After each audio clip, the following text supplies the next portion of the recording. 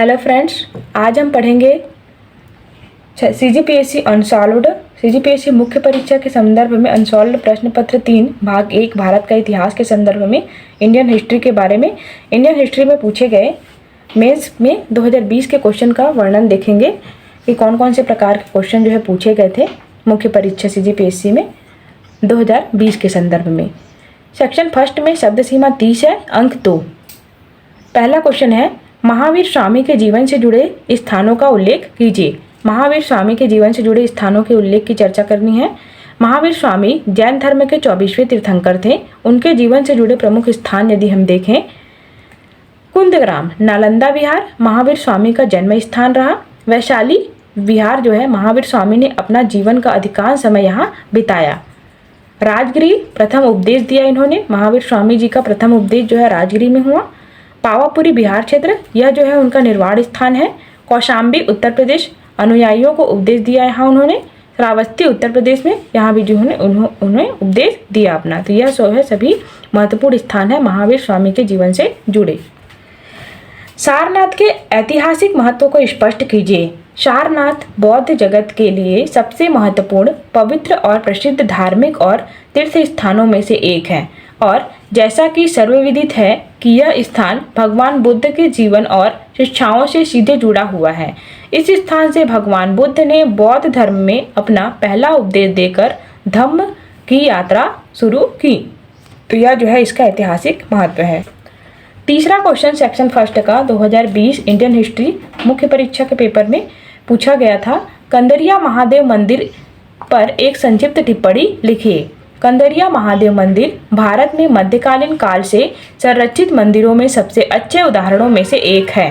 खजुराहो परिसर में मंदिरों के पश्चिमी समूह में सबसे बड़ा है। चंदेल शासकों द्वारा निर्मित इस मंदिर में शिव मुख्य देवता हैं जो गर्भगृह में विराजमान है। कंदरिया महादेव मंदिर विद्याधर के शासनकाल 1003 से 1035 ईस्वी से है। तो यह जो है कंदरिया महादेव पर संक्षिप्त टिप्पणी हमने देखा।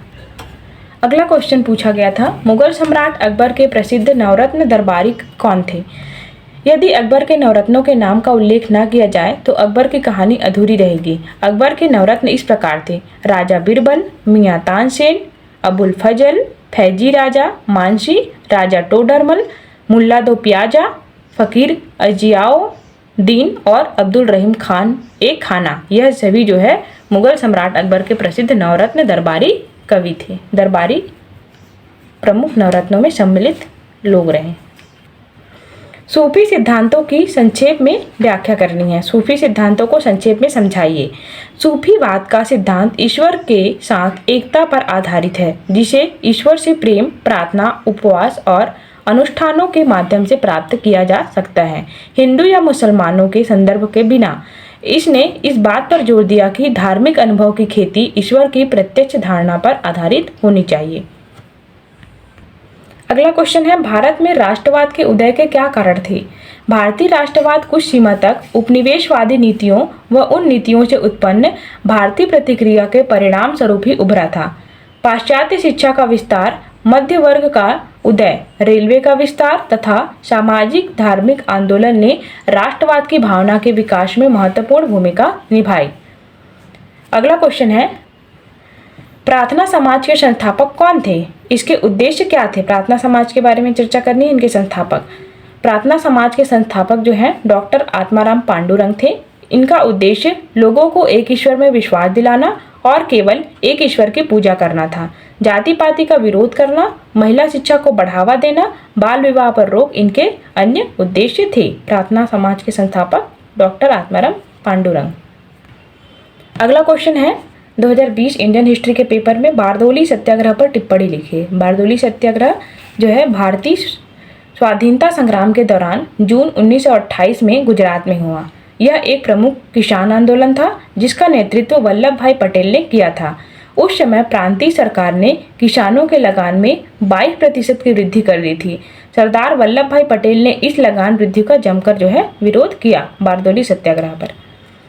सेक्शन 2 में जो है शब्द सीमा 60, अंक जो है 4 अंक के लिए पूछा गया प्रश्न। भारत का इतिहास इंडियन हिस्ट्री सीजीपीएससी अनसॉल्व्ड में 2020 के क्वेश्चन पेपर में अगला क्वेश्चन, सिंधु सभ्यता की कला का प्रतिनिधित्व करने वाली कुछ कलात्मक वस्तुओं का उल्लेख कीजिए। सिंधु सभ्यता की कला का प्रतिनिधित्व करने वाली कलात्मक वस्तुओं में सम्मिलित है मोहनजोदड़ो की नृत्य करने वाली लड़की की मूर्ति प्राप्त, हड़प्पा के सील जिस पर विभिन्न तस्वीरें और प्रतीक थे, मोहनजोदड़ो के पोत जिसमें विभिन्न तस्वीरें छपी हुई थी, हड़प्पा की मूर्तियां जिसमें देवी देवता व जानवरों की तस्वीरें थीं, सिंधु सभ्यता के आभूषण जिसमें हार, कंगन और अंगूठियां शामिल थे, मोहनजोदड़ो के घरों की सजावट जिसमें दीवारों पर बनाए गए चित्र और प्रतीक शामिल थे। इन कलात्मक वस्तुओं से सिंधु सभ्यता की कला और संस्कृति का पता चलता है, जो उस समय की सबसे उन्नत सभ्यताओं में से एक थी। सेक्शन 2 का दूसरा क्वेश्चन है, मीराबाई और रस खान का संक्षिप्त टिप्पणी लिखिए। मीराबाई और रस खान दोनों ही भारतीय साहित्य और संगीत में महान कवि और भक्त थी। मीराबाई एक महान कवयित्री और कृष्ण भक्त थी। उनका जन्म राजस्थान में हुआ था। उन्होंने अपने जीवन को कृष्ण भक्ति के लिए समर्पित किया और अपनी कविताओं में कृष्ण के प्रति अपने प्रेम को व्यक्त किया। मीराबाई की कविताओं की विशेषताएं रहीं, उन्होंने कृष्ण भक्ति की विशेषताएं की, भावनात्मक अभिव्यक्ति जताई, सरल व स्पष्ट भाषा का प्रयोग किया, आध्यात्मिक गहराई जो है मिलती है इनकी कविताओं में। यह जो है मीराबाई के संदर्भ में संक्षिप्त टिप्पणी। अगला है रस खान के बारे में पूछा गया। रस खान एक महान कवि और भक्त थे। इनका जन्म उत्तर प्रदेश में हुआ था। उन्होंने अपने जीवन को कृष्ण भक्ति के लिए समर्पित किया और अपनी कविताओं में कृष्ण के प्रति अपने प्रेम को व्यक्त किया। इनकी प्रमुख विशेषताएं, इन्होंने कृष्ण भक्ति को अपनाया, सुंदर और मधुर भाषा थी इनकी, भावनात्मक अभिव्यक्ति जताई, प्रेम और आध्यात्मिक गहराई का प्रदर्शन किया। दोनों कवियों ने, मीराबाई व रस खान ने, अपनी कविताओं में भक्ति और प्रेम की भावना को व्यक्त किया और भारतीय साहित्य में अपनी अमिट छाप छोड़ी। अगला क्वेश्चन है, सरदेशमुखी और चौथ की संक्षिप्त व्याख्या कीजिए। सरदेशमुखी और चौथ दोनों शब्द मराठी भाषा से हैं और इन्हें भारतीय इतिहास में विशेष रूप से मराठा साम्राज्य के संदर्भ में उपयोग किया जाता है। सरदेशमुखी एक प्रकार का कर था जो मराठा साम्राज्य में शिवाजी महाराज द्वारा लगाया गया था। इनका उद्देश्य राज्य की सेना और प्रशासन के लिए धन इकट्ठा करना था। सरदेशमुख का अर्थ है देश का मुखिया या राज्य का प्रमुख। चौथ एक प्रकार का कर था जो मराठा साम्राज्य में शिवाजी महाराज द्वारा लगाया गया था। इसका उद्देश्य राज्य की सेना और प्रशासन के लिए धन इकट्ठा करना था। चौथ का अर्थ है चौथाई या एक चौथाई। यह कर किसानों से लिया जाता था और इसकी दर उनकी जमीन की उपज के आधार पर तय की जाती थी। सरदेशमुखी और चौथ एक प्रकार के मराठी भाषा के शब्द हैं और मराठा साम्राज्य में लगाए गए कर हैं। अगला क्वेश्चन है, 1857 की क्रांति की असफलता के किन्हीं 3 प्रमुख कारणों का वर्णन कीजिए। 3 प्रमुख कारण की चर्चा करने के लिए कहा गया है 1857 की क्रांति की। पहला कारण है एकता की कमी। क्रांतिकारियों में एकता की कमी थी जिससे उनके प्रयास विभाजित और असंगठित हो गए। विभिन्न क्षेत्रों और समूहों के बीच समन्वय की कमी ने ब्रिटिश सरकार को उन्हें आसानी से दबाने का अवसर दिया। अगला जो कारण है, संगठन व नेतृत्व की कमी। क्रांतिकारियों के पास एक मजबूत और एकीकृत नेतृत्व नहीं था जिससे उनके प्रयास बिखरे हुए और अनियोजित हो गए। इसके अलावा उनके पास पर्याप्त संगठनात्मक ढांचा नहीं था जिससे उन्हें आवश्यक संसाधनों और समर्थन की कमी हुई।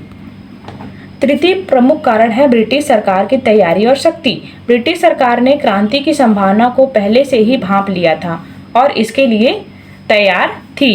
उनके पास मजबूत सेना, आधुनिक हथियार और अनुभवी अधिकारी थे जिससे उन्हें क्रांतिकारियों को दबाने में आसानी हुई। इतिहास में पूछा गया अगला क्वेश्चन है, बटलर समिति के गठन का क्या कारण था।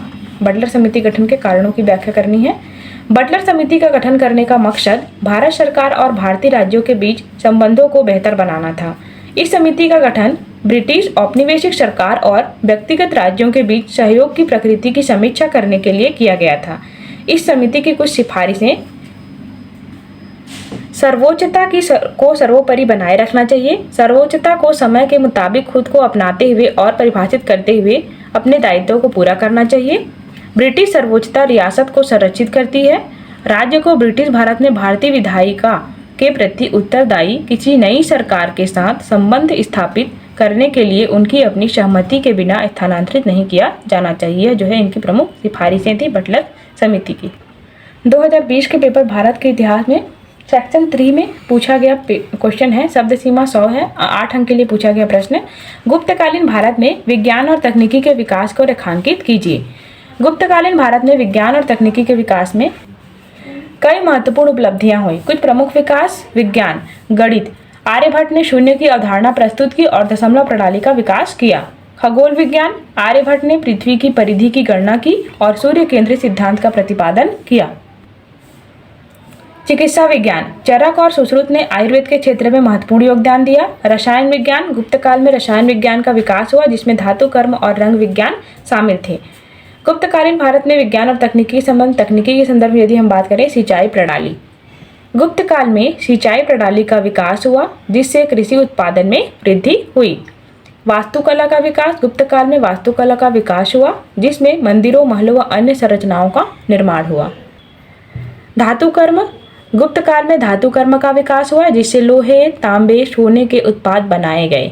मुद्रण कला, गुप्तकाल में मुद्रण कला का विकास हुआ जिससे पुस्तकों और अन्य सामग्री का प्रकाशन हुआ। इन उपलब्धियों से गुप्तकालीन भारत में विज्ञान और तकनीकी के विकास का पता चलता है जो उस समय के लिए अत्यधिक उन्नत थी। अगला क्वेश्चन है, शेरशाह सूरी की भू राजस्व व्यवस्था पर प्रकाश डालिए। शेरशाह सूरी ने अपने शासनकाल में भू राजस्व व्यवस्था के कई महत्वपूर्ण सुधार किए। इनकी प्रमुख विशेषताएं हैं रैयतवाड़ी प्रणाली। शेरशाह सूरी ने रैयतवाड़ी प्रणाली की शुरुआत की जिसमें किसानों को सीधे सरकार से जमीन का मालिकाना हक मिला। अगला, खतौनी प्रणाली। इसमें हर किसान की जमीन का माप और उसकी उपज का अनुमान लगाया जाता था। जमीन का वर्गीकरण, जमीन को 3 वर्गों में वर्गीकृत किया गया: उपजाऊ वर्ग, मध्यम वर्ग और अनुपजाऊ वर्ग। राजस्व की दर, राजस्व की दर 1/3 से घटाकर 1/5 कर दिया गया। राजस्व का संग्रहण, इसके लिए एक व्यवस्थित प्रणाली की शुरुआत की गई। सिद्धांतों के अर्थ और व्याख्या के अंतर्गत इन्होंने रैयतवाड़ी प्रणाली, खतौनी प्रणाली, जमीन का वर्गीकरण, राजस्व की दर, राजस्व संग्रहण आदि प्रणाली की व्यवस्था की। शेरशाह की भू राजस्व व्यवस्था ने किसानों को राहत दिलाई और जमीन के विकास में मदद की। अगला क्वेश्चन है, स्वदेशी आंदोलन के महत्व को रेखांकित कीजिए। स्वदेशी आंदोलन के महत्व को विस्तार से बताना है। भारत में स्वदेशी आंदोलन एक महत्वपूर्ण घटना थी जिसने देश की स्वतंत्रता और आर्थिक विकास में महत्वपूर्ण भूमिका निभाई। यह आंदोलन 1905 में शुरू हुआ था। इसका मुख्य उद्देश्य भारतीय अर्थव्यवस्था को मजबूत बनाना और विदेशी वस्तुओं के आयात को कम करना था। इस आंदोलन का पहला महत्व, स्वतंत्रता संग्राम में महत्वपूर्ण योगदान दिया, भारतीय अर्थव्यवस्था को मजबूत बनाने में मदद की। स्वदेशी आंदोलन ने भारतीयों को आत्मनिर्भर बनाने के लिए प्रेरित किया। स्वदेशी आंदोलन ने विदेशी वस्तुओं के आयात को कम करने में मदद की, उद्योगों के विकास में मदद की। स्वदेशी आंदोलन ने राष्ट्रीय एकता को बढ़ावा दिया। स्वदेशी आंदोलन ने भारतीय इतिहास में एक महत्वपूर्ण अध्याय लिखा और देश की स्वतंत्रता और धार्मिक आर्थिक विकास में महत्वपूर्ण भूमिका निभाई। सेक्शन 4 2020 इंडियन हिस्ट्री भारत के इतिहास में सेक्शन 4 का क्वेश्चन, शब्द सीमा 175 निर्धारित थी। अंक 15, मौर्य साम्राज्य के पतन के लिए अशोक कहाँ तक उत्तरदायी था, इसकी विवेचना कीजिए। मौर्य साम्राज्य के पतन में सम्राट अशोक की भूमिका एक जटिल और बहुस्तरीय मुद्दा है। अशोक के शासनकाल में कई महत्वपूर्ण घटनाएं और निर्णय हुए जो साम्राज्य के पतन में योगदान कर सकते हैं। महत्वपूर्ण घटनाएं हैं कलिंग की लड़ाई। अशोक ने कलिंग की लड़ाई में भाग लिया जिससे बड़े पैमाने पर हताहत हुए। इस लड़ाई में अशोक को गहरा दुख पहुंचाया और उन्हें बौद्ध धर्म की ओर मोड़ दिया। बौद्ध का प्रचार, अशोक ने बौद्ध धर्म का प्रचार करने के लिए कई अभियान चलाए। इससे साम्राज्य में एक नई आर्थिक व्यवस्था की स्थापना हुई जो पहले के हिंदू और जैन धर्मों के प्रभाव को कम कर दिया। तीसरा जो प्रमुख घटना रहा, प्रशासनिक परिवर्तन। अशोक ने प्रशासनिक व्यवस्था में कई परिवर्तन किए जैसे कि धम्म महामात्रों की नियुक्ति। इससे साम्राज्य में एक नई प्रशासनिक व्यवस्था की स्थापना हुई। अशोक की भूमिका मौर्य साम्राज्य के पतन में। अशोक ने इन निर्णयों और घटनाक्रमों में मौर्य साम्राज्य के पतन में योगदान किया। अशोक के बौद्ध धर्म के प्रचार और प्रशासनिक परिवर्तनों ने साम्राज्य की एकता और स्थिरता को कमजोर कर दिया। हो सकता है इसके अलावा कलिंग की लड़ाई में अशोक की भूमिका ने साम्राज्य की सैन्य शक्ति को कमजोर कर दिया हो। 17वें क्वेश्चन में अथवा में पूछा गया प्रश्न है, भारत छोड़ो आंदोलन प्रारंभ होने की उत्तरदायी परिस्थितियों का वर्णन कीजिए। भारत छोड़ो आंदोलन 1942 में महात्मा गांधी द्वारा शुरू किया गया एक महत्वपूर्ण आंदोलन था जिसका उद्देश्य भारत को ब्रिटिश शासन से मुक्त कराना था। इस आंदोलन की शुरुआत के लिए कई परिस्थितियां जिम्मेदार थी। पहला है द्वितीय विश्व युद्ध। द्वितीय विश्व युद्ध के दौरान ब्रिटेन की स्थिति कमजोर हो गई थी और भारतीयों ने इस अवसर का उपयोग करके स्वतंत्रता की मांग का फैसला किया। दूसरा है क्रिप्स मिशन। 1942 में ब्रिटिश सरकार ने क्रिप्स मिशन भेजा जिसका उद्देश्य भारतीय नेताओं के साथ बातचीत करके स्वतंत्रता के मुद्दे का हल करना था, लेकिन इस मिशन की विफलता ने आंदोलन की शुरुआत को बढ़ावा दिया। तीसरा कारण रहा ब्रिटिश सरकार की नीतियां। ब्रिटिश सरकार की नीतियां भारतीयों के लिए असंतोषपूर्ण थी, जैसे कि भारतीयों को सैनिक सेवा में भर्ती करना और भारत के संसाधनों का दुरुपयोग करना। महात्मा गांधी की भूमिका। महात्मा गांधी ने आंदोलन की शुरुआत की और इसे नेतृत्व किया, जिससे भारतीयों को स्वतंत्रता की भावना जागृत हुई। अगला कारण राष्ट्रवादी भावना। भारत में राष्ट्रवादी भावना बढ़ रही थी और लोग ब्रिटिश शासन से मुक्ति चाहते थे। इन परिस्थितियों ने मिलकर भारत छोड़ो आंदोलन की शुरुआत को बढ़ावा दिया, जो भारत की स्वतंत्रता की लड़ाई में एक महत्वपूर्ण मील का पत्थर साबित हुआ। तो यह जो है सभी इनकी प्रमुख परिस्थितियों का चर्चा हमने की।